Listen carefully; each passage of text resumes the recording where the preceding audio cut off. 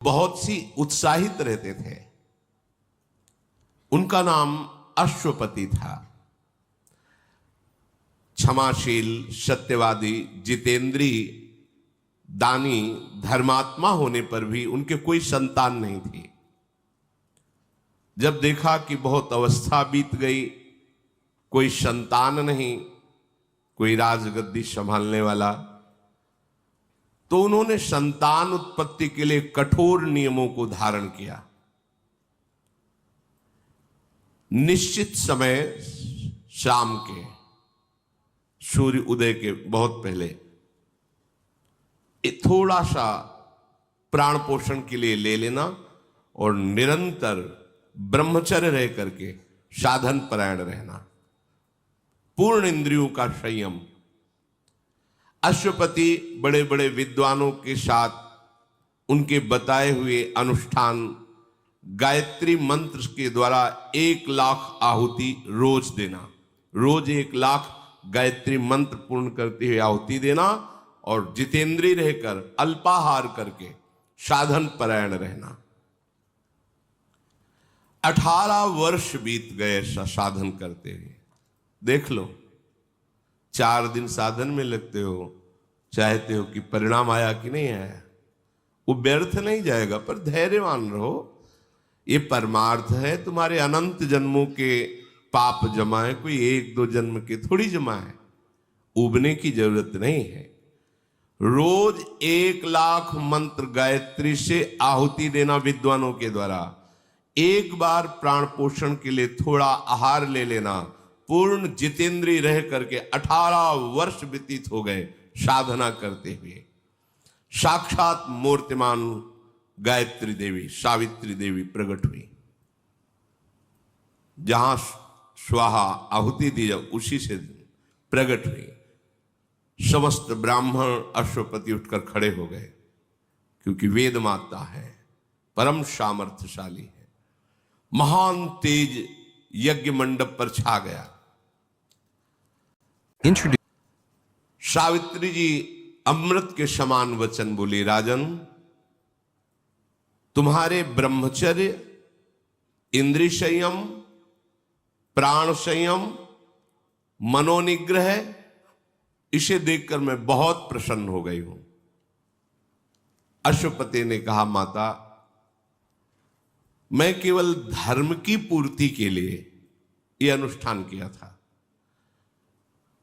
क्योंकि एक राजा होते हुए गृहस्थ हूं और मेरे संतान नहीं है, इसलिए मुझे वंश प्रवर्तक, राजगद्दी संभालने वाला पुत्र चाहिए।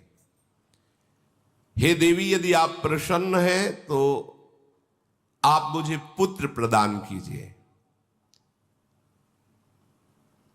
क्योंकि ये न्यायुक्त संतानोत्पादन परम धर्म है गृहस्थ का। सावित्री जी बोली कि मैंने पहले ही विचार कर लिया था आपके इस भाव को, और ब्रह्मा जी से प्रमाणित करवा लिया है, क्योंकि विधान उन्हीं के द्वारा रचा जाता है। जो भाग्य में भी नहीं है उसको बदला जा सकता है तपस्या के द्वारा, भजन के द्वारा। तुम्हारे यहां एक संतान होगी कन्या रूप में। इस विषय में तुम्हें कोई प्रतिवाद नहीं करना। प्रतिवाद उत्तर, मैंने तो पुत्र मांगा था, ऐसा नहीं, एक कन्या होगी। बहुत प्रसन्न हुए, संतान तो हुई, आनंदित हो गए। देखो, कन्या या बालक दोनों समान हैं। अगर प्रधानता देखी जाए तो कन्या की ज्यादा है। वो दोनों कुलों का उद्धार करती है, माता पिता का और सास ससुर का, दोनों का। उसका पुत्र से भी अधिक श्रेष्ठ पद है कन्या का। आज बुद्धि भ्रष्ट हो गई है, कन्या को हे भाव से देखते हैं। गर्भ में कन्या है तो ऐसी क्रूरता माता पिता धारण कर लेते हैं, मरवा दो। कैसा बुद्धि कैसी नीच हो गई। पुत्र से भी श्रेष्ठ कन्या का पद है। अपने तो घरों में देखा है, छोटी कन्या को अपनी ही कन्या के चरण पूछते हैं। बड़े जन चरण छूते हैं, छोटे बालक के थोड़ी छूते हैं, कन्या के छूते हैं। उसे देवी भावना से देखा जाता है। सावित्री जी ने कहा, इस पर तुम्हें कोई प्रतिवाद? नहीं, आपकी बड़ी कृपा है। मार्कंडेय जी कहते हैं, राजा बहुत प्रसन्न हुए और सावित्री देवी ऐसा बोलकर अंतर्धान हो गई। अश्वपति अपनी मनोकामना पूर्ण मान करके अपने नगर को आए, राज्य में रहने लगे। नियम पूर्वक उत्तम व्रत का पालन करने वाले राजा ने ब्राह्मणों से सहमति लेकर गर्भ स्थापित किया अपनी रानी के। ये बड़े भागवतिक विषय है। ब्याह हो जाना कोई व्यभिचार में प्रवृत्त हो जाना नहीं है। संयम पूर्वक भगवत आराधन करते हुए संतानोत्पत्ति रूपी क्रिया भगवान की पूजा होती है। दिशाओं को नमस्कार, भगवान को नमस्कार, देवताओं को नमस्कार करके ऐसे। अब वो गर्भ कि 18 वर्ष से तो ब्रह्मचर्य है, महान तेजो में शुक्ल पक्षी चंद्रमा की भांति दिन प्रतिदिन बढ़ने लगा। समय आया, महारानी ने एक कन्या को जन्म दिया। तेजो राशि, मानो स्वयं सावित्री देवी ही कन्या के रूप में प्रकट हुई हो। जो जात कर्म संस्कार कराने वाले विद्वत ब्राह्मण आए, उन्होंने कहा ऐसी कन्या हमने नहीं देखी। ये देखो तब का फल। साक्षात सावित्री देवी की आभा प्रकट हो रही है, इसलिए इस कन्या का नाम सावित्री ही रखा जाएगा। मूर्तिमान सौंदर्यता की देवी लक्ष्मी के समान दिन प्रतिदिन बढ़ने लगी। बड़ा आनंद। कुछ समय में वो नवकिशोर अवस्था को प्राप्त हुई। ऐसा लगता था मानो सोने की कोई प्रतिमा हो। जो देखता उसकी आंख सामर्थ्य नहीं रखती, नीचे झुक जाती। कोई सावित्री की तरफ आंख उठा के भी देखने की, ऐसा तेज, दुर्धर्ष तेज, कमल के समान मनोहर नेत्र वाली, अपने तेज से प्रज्वलित हुई अग्नि के समान।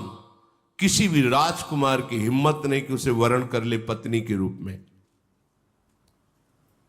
एक दिन उपवास करके, सिर से स्नान करके, देव पूजन करके, ब्राह्मणों से स्वस्ति वाचन करा करके, इष्ट देवता का प्रसाद माथे पे धारण करके वो अपने महात्मा पिता के पास गई और प्रणाम किया। गौर से देखा कि मेरी पुत्री तो नवकिशोर अवस्था को प्राप्त, अर्थात अब ब्याह के योग्य हो रही। उन्होंने कहा, बेटी, किसी भी राजकुमार की सामर्थ्य नहीं कि तुम्हें वरण कर सके। मुझे सब मंत्रीजन समाचार देते हैं, पर मेरे को इस दुख से तुम ही निकाल सकती हो। अगर तुम्हारा ब्याह नहीं हो रहा तो फिर मैं दुखी तो रहूंगा। स्वयं कोई राजकुमार वरण नहीं कर रहा तुम्हारा, क्योंकि गुप्तचरों द्वारा पता चलता है। किसी वर में इतनी सामर्थ्य नहीं कि तुम्हारा पाणी ग्रहण कर सके। तुम्हारे तेज से प्रतिहत होकर किसी की सोच ही नहीं बन सकती कि तुम उसकी अर्धांगिनी बनो। इसलिए तुम्हें स्वयं वर का वरण करना होगा। कोई वर तो तुम्हें वरण नहीं कर रहा, ऐसा तेज तुम्हारा सौंदर्य है। तुम जिसे पति के रूप में चाहो, बस उसका परिचय हमें बताओ आकर। मैं उन्हीं के साथ तुम्हारा पाणी ग्रहण संस्कार कर दूंगा। मेरी ये मन की जो पीड़ा है, हर पिता के मन में एक पीड़ा होती है, बेटी को सुयोग्य वर की प्राप्ति हो जाए। कल्याणी, मैंने ब्राह्मणों के विद्वानों के मुख से सुना है, विवाह के योग्य हो जाने पर कन्या का दान न करने वाला पिता निंदनीय नरकी गति को प्राप्त होता है। कन्या विवाह के योग्य है, उसे सुयोग्य वर के साथ वर्ण नहीं किया गया तो ये पिता को अपराध लगता है, ये निंदनीय। ये देखा है, बड़ी शोक और चिंता में हो जाते। जब जनक जी हो गए तो औरों की बात क्या, परम ज्ञानी ब्रह्मबोध संपन्न, जब कोई राजकुमार अजगौ को नहीं उठा पाया तो वो बोले कि हाय, यदि मैं ऐसा जानता कि पृथ्वी वीरों से शून्य हो गई तो मैं ऐसी शर्त ही नहीं रखता, ऐसी प्रतिज्ञा नहीं रखता, आज मेरी पुत्री कुंवारी रह जाएगी मेरी प्रतिज्ञा के कारण। तब लखनलाल ने कहा, कैसी बात बोल दी, जहां प्रभु विराजमान है ऐसे शब्द आपको नहीं बोलना चाहिए। ए अजगौ की बात क्या, भगवान अगर आदेश कर दें तो पूरे ब्रह्मांड को कच्चे घड़े की तरह भी तोड़ दो। जनक जी भी शोकित हो गए थे। सावित्री जी के पिताजी कहते हैं कि हमने बड़े बड़े शास्त्र विद्वान महापुरुषों से सुना कि विवाह के योग्य हो जाने पर कन्या का जो सुयोग्य वर के साथ पाणी ग्रहण संस्कार नहीं कराता समय पर, वो पिता निंदनीय है, वो अपराधी है, उसको दंड मिलता है। इस बात का कर्तव्य है। जो पिता के पधार जाने पर अपनी माता की रक्षा नहीं करता, पूर्ण सेवा नहीं करता, वो पुत्र अपराधी है, धिक्कार योग्य है, उसे दंड मिलता है। जो सुयोग्य पत्नी प्राप्त होने पर भी पति अन्य की तरफ काम भावना करके अपनी पत्नी का तिरस्कार, वो दंडनीय अपराध है हमारे भागवती कानून में, उसको दुर्गति प्राप्त होगी। इसलिए मेरी बात समझकर बेटा तुम अपने योग्य पति की खोज करो, ऐसी चेष्टा करो जिससे मैं नारकी गतियों को प्राप्त ना हो, क्योंकि तुम यौवन अवस्था को प्राप्त हो रही हो और कोई भी वर साहस नहीं कर रहा तुम्हें अपनी पत्नी बनाने का। मार्कंडे जी कहते हैं, महाराज युधिष्ठिर, पुत्री से ऐसा कहकर कुछ सेना प्रधान अंगरक्षक और बूढ़े मंत्री और विद्वान ब्राह्मण साथ दे दिए, सब सेवा सामग्री और यात्रा। आप खोज करो अपने योग्य वर की। पिता के चरणों में प्रणाम करके उनकी आज्ञा पालन करने के लिए तत्काल सावित्री जी ने प्रस्थान किया। स्वर्णमय रथ आसपास अंगरक्षकों से घिरी हुई, विद्वान ब्राह्मण मंत्री सब साथ चल रहे। बड़े बड़े मुनियों के आश्रमों में जाकर उनकी चरण वंदना, उनकी सेवा करना और भ्रमण करना, तीर्थों में जाकर के दान करना, पर दृष्टि रहती कि कोई मेरे योग्य वर दिखाई दे दे।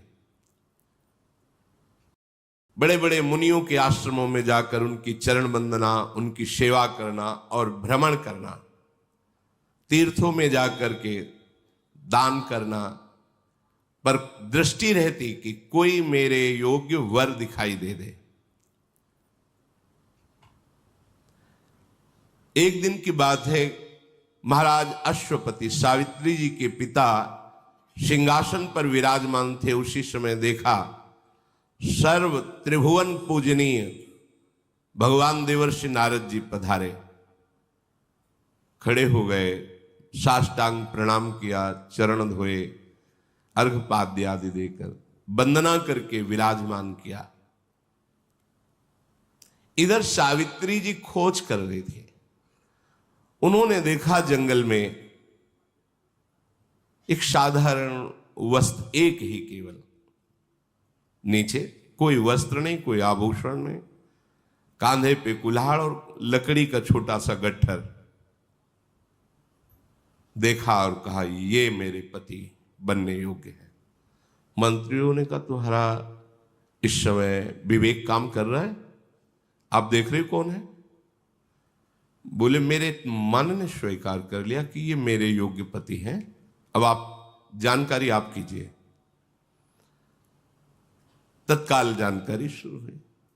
पता चला यहीं पास में एक फूस की झोपड़ी है जिनमें इनके माता पिता रहते हैं, वो भी आंखों से अंधे हैं। यही उनका भरण पोषण करते हैं। समिधा आदि लाकर यज्ञ आदि, फल आदि जंगल के, लकड़ी आदि बेचकर कुछ व्यवस्था ऐसी। मूल में कौन है?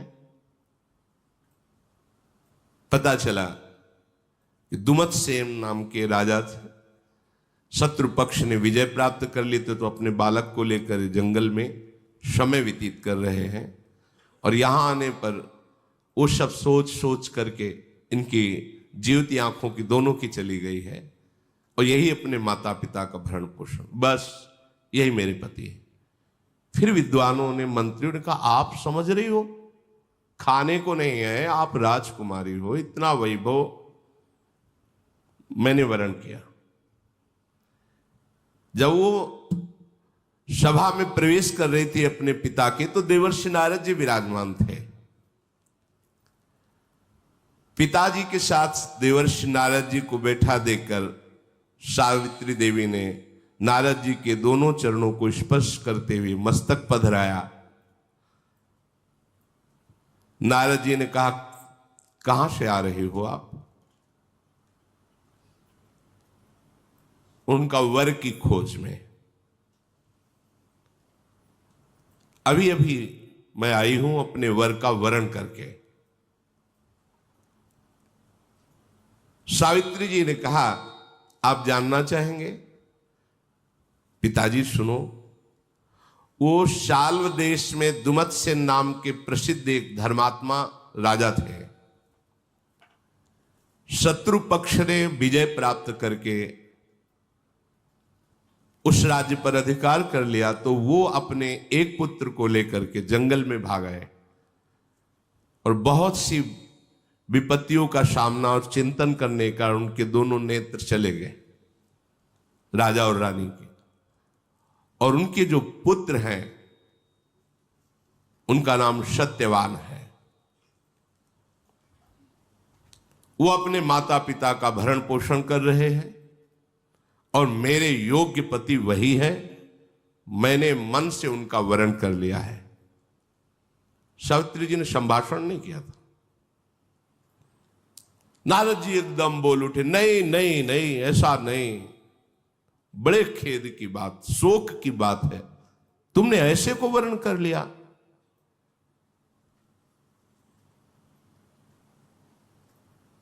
तो सत्यवान जी की बात सुनकर जब नारद जी ऐसा बोले, उनके पिता ने कहा, क्यों? गुणहीन, धर्महीन, आचरणहीन क्या? उनका नहीं नहीं, राजकुमार का सत्यवान नाम इसीलिए त्रिकाल में भी कभी झूठ नहीं बोलते, ना उनके माता पिता सत्य और धर्म का आचरण कभी छोड़ते हैं, इसलिए उनका नाम सत्यवान रखा गया है। राजा ने कहा, देवर्षि, फिर आप एकदम चौंक क्यों पड़े? जब ऐसे सत्यवान है तो आप ऐसा?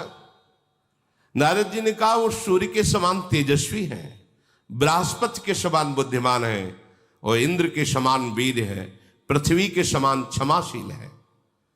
तो फिर महाराज आप एकदम आश्चर्यचकित होकर नहीं नहीं क्यों बोल पड़े? सुनो, वे दान देने में भी रंतिदेव के समान है, उशीनर पुत्र महाराज शिवी के समान शरणागत की रक्षा करने में समर्थ है। वो बहुत ही सुंदर और प्रिय दर्शन जैसे चंद्रमा सबको प्रिय लगता है, और वो रूपवान भी है। फिर महाराज क्या आपने दोष देखा? आप तो जितनी बात बता रहे हैं ये तो सब किसी महापुरुषों में होती है। इन सब गुणों को ढक देने वाला हमने एक दोष देखा। क्या? वो बस 1 वर्ष जीवित रहेंगे। आज से 1 वर्ष जीवित रहेंगे, और 1 वर्ष में उनका शरीर छूट जाएगा। पिताजी भी कांप गए। नहीं नहीं, ऐसा वर्ण नहीं वर्ण करना। 1 वर्ष।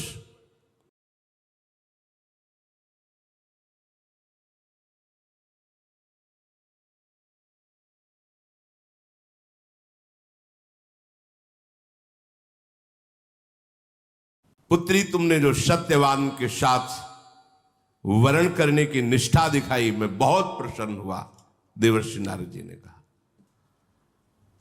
राजा बोले कि मेरा हृदय भी फूल गया, मुझे ऐसी संतान मिली जो धर्मनिष्ठ है, बेटी मैं वैसा ही करूंगा जैसा तुम निर्णय किए हुए हो, क्योंकि धर्म का यही निर्णय है। वो केवल देखा और मन में ठान लिया। कोई आगे प्रक्रिया ब्याह की नहीं हुई थी। सत्यवान को भी बात नहीं पता थी। नारद जी ने कहा, कोई विघ्न बाधा तुम्हारे ब्याह में न पड़े, मैं ऐसा आशीर्वाद देता हूं। अच्छा, मैं चलता हूं। भगवान नाम गुणगान करते हुए वो भगवत धाम की तरफ नारद जी चले। इधर विवाह की तैयारियां हुई। युधिष्ठिर अश्वपति ने बड़ी प्रसन्नता से ब्याह की सामग्री एकत्र करवाई।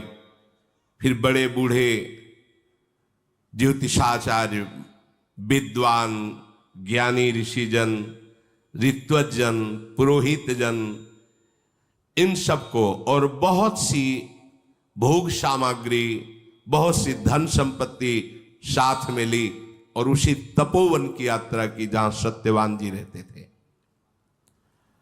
वहां आश्रम के निकट पहुंच करके सब सवारियां रुकवा दी और नंगे पैर होकर के अश्वपति, जो सावित्री जी के पिता थे, पाग हटाकर, सर का पाग और चरणों की पादुका ये हटा करके, ये सबसे बड़ा सम्मान होता है, ब्राह्मणों को आगे करके वहां गए।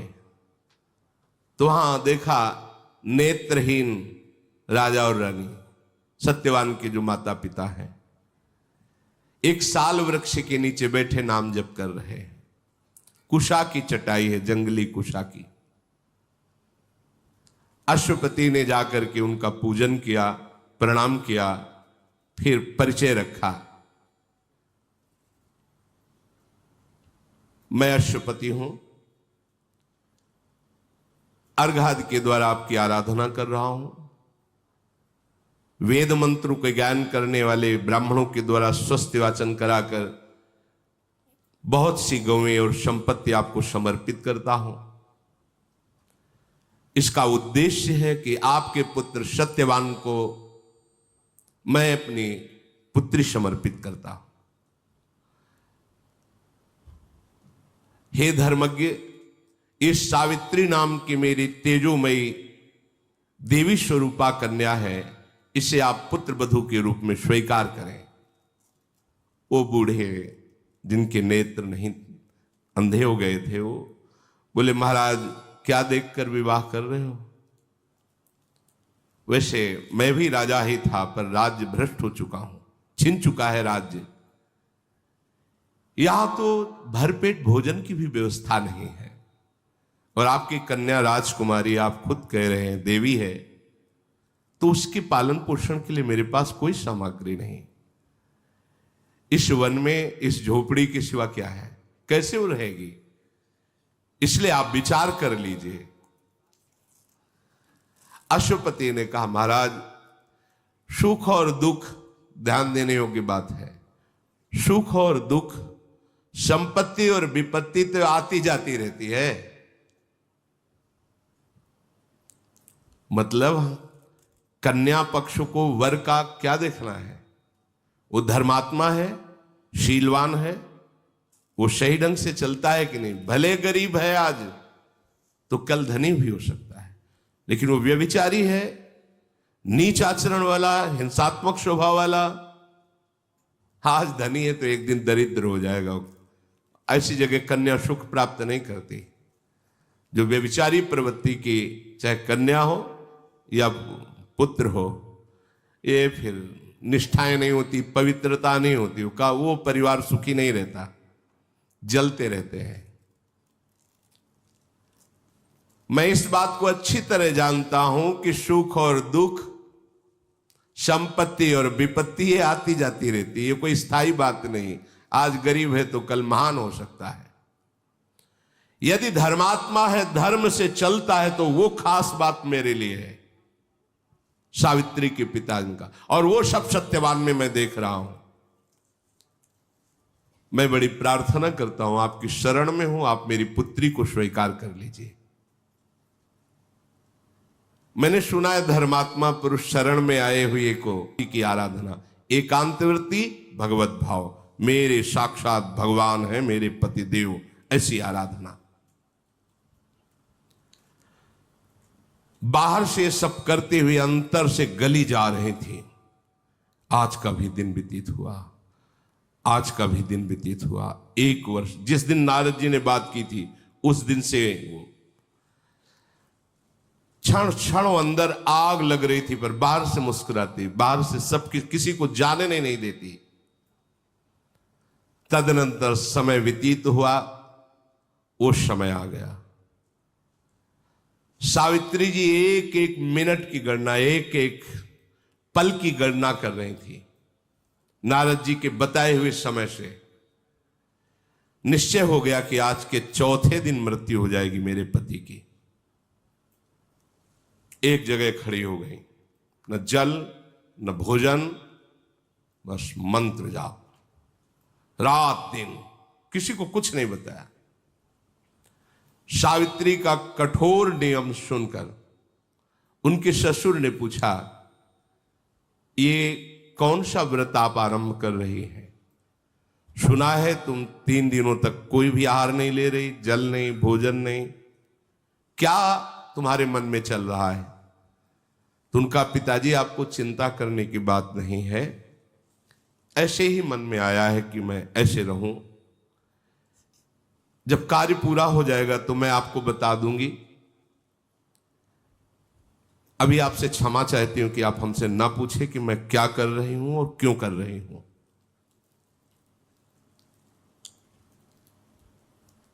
बस आप शांत रहे, तो आप कोई प्रश्न मत कीजिए। तो उनका, बेटी तुम्हारा व्रत भंग हो ऐसा मैं तो भी नहीं चाहूंगा, तुम समुचित रूप से व्रत करो। मैं नहीं बोलूंगा, मैं जानता हूं कि तुम जो भी निर्णय लोगी वो धर्मयुक्त होगा। 3 दिन व्यतीत हुए, अब कल चौथा दिन है। निश्चित पति की मृत्यु है। रात भर अशुभ प्रवाह करती हुई भगवान नाम जप करती रही। हे भगवान, आप ही मेरे पति की रक्षा कर सकते हो। जो ही सूर्योदय हुआ, बड़े बूढ़े ब्राह्मणों को प्रणाम करना, सास ससुर को प्रणाम करना दिन की दिनचर्या थी, वैसे ही प्रणाम किया। और सावित्री जी ने सास ससुर से कहा, अभी तक हमने आपसे कोई वस्तु नहीं मांगी, आज मैं एक बात आपसे मांग रही हूं। कहा, बेटी हमारे पास है ही क्या जो मैं तुम्हें दे सकूं? बोले, जब से पाणी ग्रहण संस्कार होकर आया मैं आपकी सेवा से बिलक नहीं हुई। आज मुझे आदेश कीजिए। पति जो लकड़ी लेने जाते हैं, समिधा लेने जाते हैं, फल मूल लेने, आज मैं उनके साथ वन देखना चाहती हूं और उनके साथ जाना चाहती। ये ना सत्यवान को पता है, न उनके माता पिता को पता है।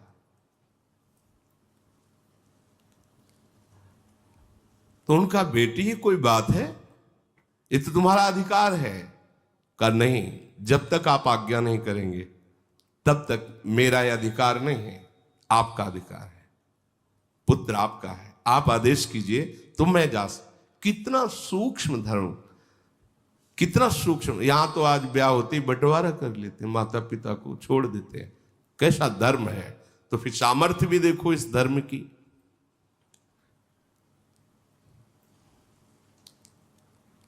आज मैं इसलिए जाना चाहती हूं कि आज कोई मेरा बहुत बड़ा मनोरथ है।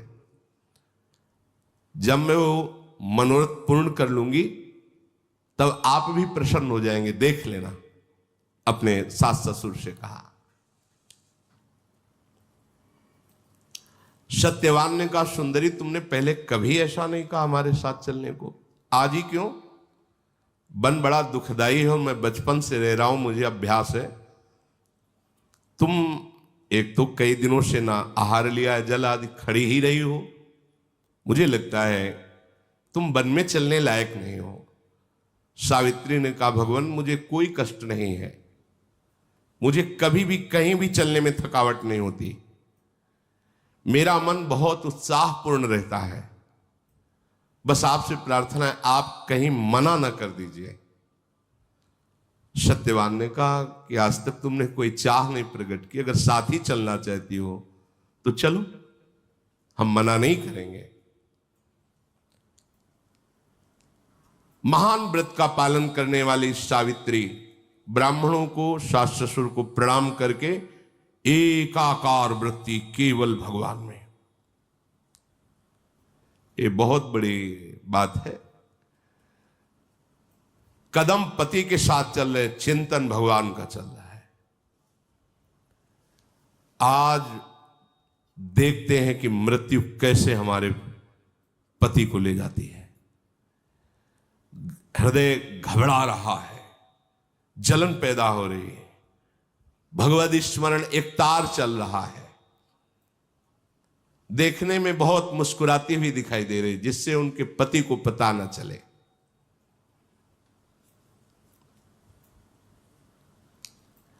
सत्यवान जी दिखाते, देखो विशाल नेत्रों वाली सावित्री, ये कैसा सुंदर वन है, देखो यहां मयूर कैसे नृत्य कर रहे, देखो ये कितनी पवित्र जल बहाने वाली नदी है।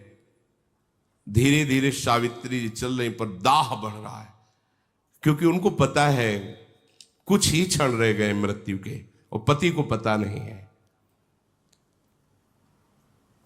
कुछ फल चुने, फिर लकड़ी काटने के लिए पेड़ पर चढ़ गए, कुल्हाड़ चला रहे थे। वो बस एकाग्रता से दे। उन्होंने कहा, सावित्री बिना श्रम के इतना पसीना आ रहा है, अरे मेरा तो सर भी फटने लगा है। उनका, भगवान आप नीचे आ जाइए, कभी कभी ऐसा हो जाता है, आप नीचे आ जाइए। नीचे आए तो उनका ऐसा लग रहा है कि मेरे हृदय को कोई छेद रहा है, बहुत हृदय में पीड़ा हो रही, अरे मेरे अंग फटते चले जा रहे हैं। सावित्री जी बैठ गई, कहा भगवान आप आराम से लेट जाइए, और अपनी गोद में सर रखा, सहलाने लगी। आप आराम से सो जाइए, अभी सर दर्द ठीक हो जाएगा। और वो तो सावधान, समझने की समय बिल्कुल मृत्यु का है।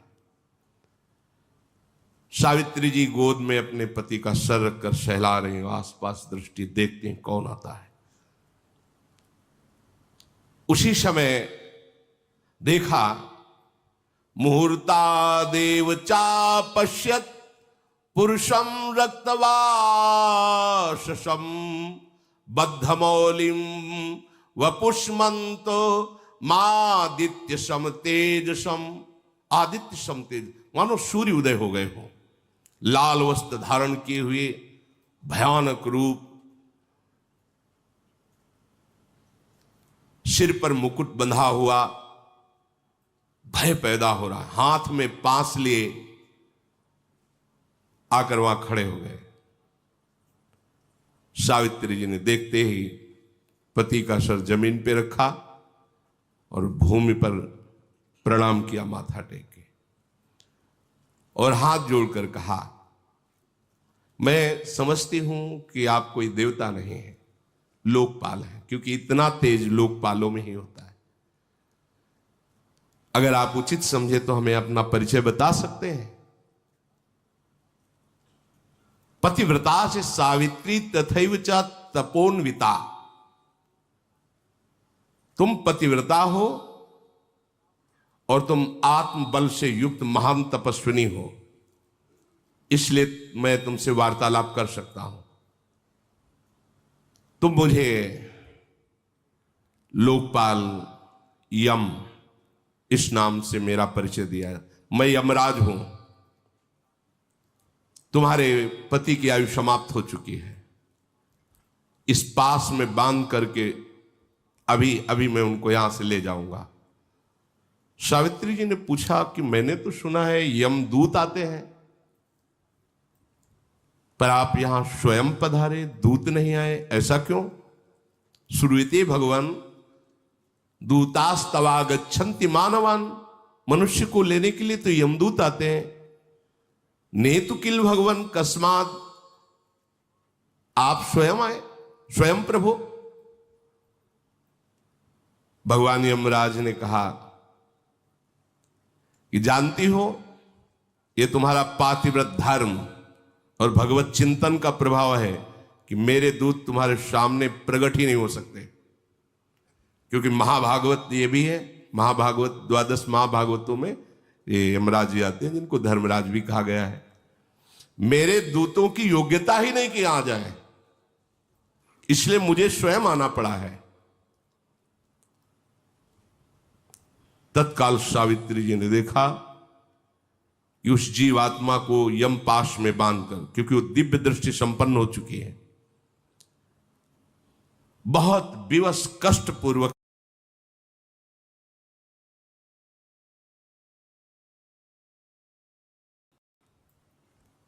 फिर चले, तो फिर देखा पीछे, अब लौट जाओ, बहुत दूर तक आ गई हो। सावित्री ने कहा भगवान आपको बोल दिया कि स्वामी के समीप ही मेरी स्थिति होगी, ये स्थान कोई और नहीं ले सकता, मेरे स्वामी जहां वहीं मैं, आप जहां भी जाओगे मुझे वहीं पाओगे। पर मैं चलते चलते आपको एक बात सुना दूं, आप भगवान सूर्य के पुत्र हैं, बड़े प्रतापी हैं, विद्वान पुरुष आपको वैवस्वत कहते हैं, आपका यश है क्योंकि आप कभी किसी को गलत दंड नहीं देते, धर्म में निर्णय करके ही उसे दंड देते हैं, क्योंकि आपको किसी गवाही की जरूरत नहीं है, स्वयं सबको देखते हैं, इसीलिए आपका नाम धर्मराज है। महाराज आप पर जितना हमें विश्वास है उतना ही सबको संतों पर विश्वास होता है, इसलिए संतों पर विशेष प्रेम करना चाहिए। और आप संत हैं, महाभागवत है, आप जानते हैं कि किससे प्राणियों का हित होता है, कैसे सौहार्द किया जाता है, इसलिए मैं संतों पर, आप पर बहुत अधिक विश्वास करती हूं। यमराज जी ने कहा यह बात तो केवल धर्ममय हृदय से ही निकल सकती है, तुमने मुझे बहुत संतुष्ट किया, सत्यवान के जीवन के सिवा ये चौथा वर है, कोई और जो चाहो मांग लो। महाराज मैं भी औरस पुत्र चाहती हूं, औरस शब्द होता है केवल पति के संयोग से, नहीं तो देवी संकल्प से भी पुत्र होता है, गर्भ हो जाएगा, ऐसे संकल्प किया गर्भ हो, शब्द बोल दिया। मैं भी औरस पुत्र चाहती हूं, औरस केवल अपने पति के द्वारा, संकल्प आदि या मंत्र आदि के द्वारा नहीं। Introducing the Redmi Note 15.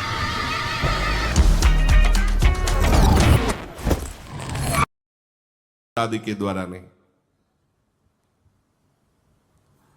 अब वो इतने आनंदित हो गए थे सावित्री जी की बात सुनकर, औरत शब्द पर उन्हें ध्यान ही नहीं रहा। मुझे पुत्र, उनका तथास्तु, ऐसा ही हो, तुम्हें पुत्र की प्राप्ति होगी, अब तुम लौट जाओ, अब आगे तुम्हें नहीं बढ़ना।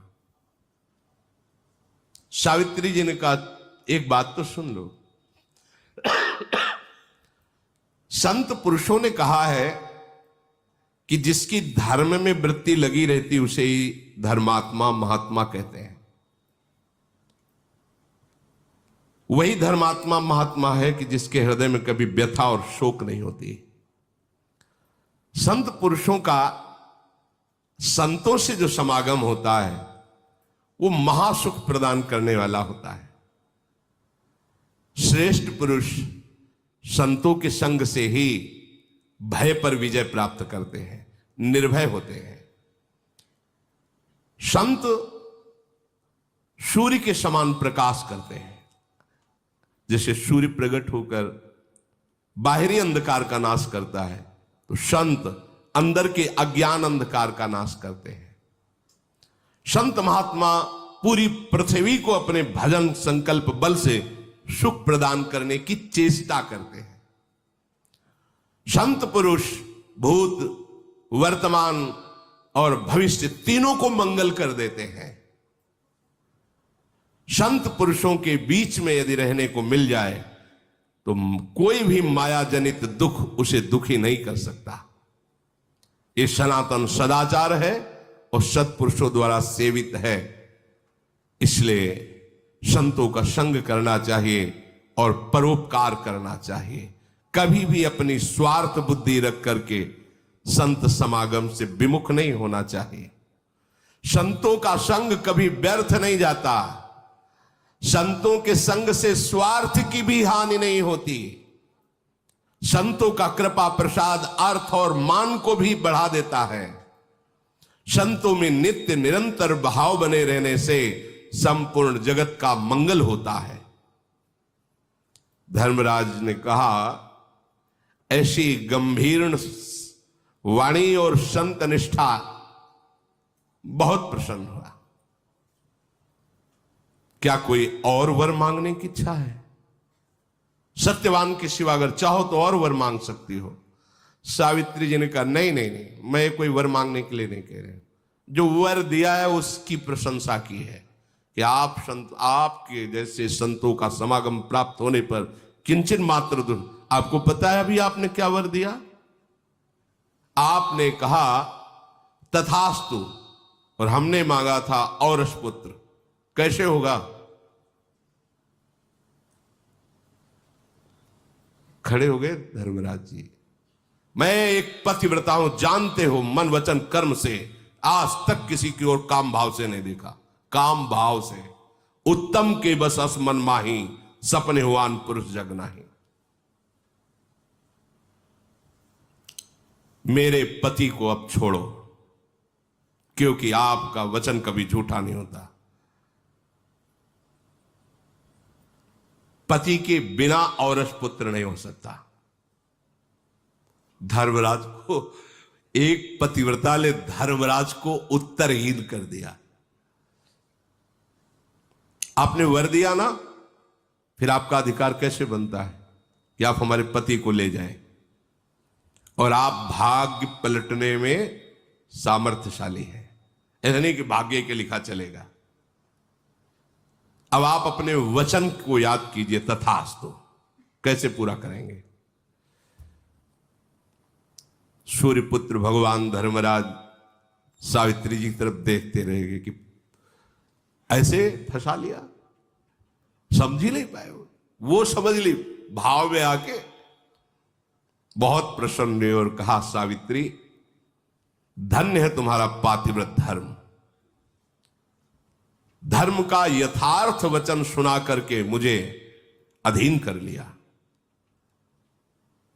जाओ, मैं मुक्त करता हूं सत्यवान को। कभी जीवन में इनको कोई रोग नहीं होगा। ये जो सोचेंगे तत्काल वही हो जाएगा और तुम सदैव सौभाग्यवती रहोगे। यहां से भूमि लोक से जाओगी तो सौभाग्यवान होके ही जाओगी। पहले तुम सौभाग्य विहीन नहीं जाओगे कि पति पहले चला गया और तुम्हारा ये ऊपर से आशीष से दिया। तेरे ही नाम से वंश परंपरा चलेगी। विकसित भारत यंग लीडर्स डायलॉग, उसका चलेगी। तुम्हारे सत्यवान से जो पुत्र होंगे धर्मात्मा, महान और बलशाली होंगे और 100 पुत्र होंगे। धर्मराज जी ने कहा, देखो ये जो भागवतिक धर्म सिद्धांत है मिथ्या नहीं है। हमने लोग कलयुगी जीव ऐसे वासनाओं में बह रहे हैं। सोचो जहां हमारा, हम कहते हैं हमारा सनातन धर्म, यह है हमारा धर्म। एक बार वर्ण कर लिया, देवर्षि नारद जी कह रहे, पिता कह रहे, वो वर्ण भी ऐसा नहीं, सत्यवान से वार्ता नहीं की। हमने वर्ण किया, अब आप पता लगा ये कौन है, ठीक कुल निकला, ठीक पर। ऐसा नहीं कि हम जो वर्ण कर ले भाई, साथ में वयोवृद्ध चल रहे हैं, उनका निर्णय करेंगे। क्या ये जो आज की नवीन धारा चल रही है, यह हमारा धर्म है? ये जो नवीन धारा चल रही, नए नए बच्चे जो आजकल ये मित्रता का व्यवहार करते हुए वासनाओं का खेल खेल रहे हैं, कैसे जानोगे धर्म क्या है, कैसे जानोगे पवित्रता क्या है? जो धर्मराज की भी बुद्धि को लड़खड़ा दिया, सबको उत्तर देने के सामर्थ्य रखने वाले को निरुत्तर कर दिया, वो है धर्म पालन। अपने पति में भगवत भावना करके, ये अलौकिक बात, ये अलौकिक बड़ी महिमामयी बात। जो जहां है अपने धर्म को समझो। ये तुम्हारा मनोरंजन नहीं है, ये जीवन भगवत प्राप्ति के लिए है। नाम जप करते हुए अपने कर्तव्य को भगवान की पूजा समझते हुए, अपने संबंधों को भगवत प्रसन्नता, भगवत भाव से युक्त करते हुए अगर जीवन व्यतीत कर ले गए तो वो पद प्राप्त होगा, वो महिमा जागृत होगी जो जीवन की परम सार्थकता है। श्री राधा वल्लभ लाल।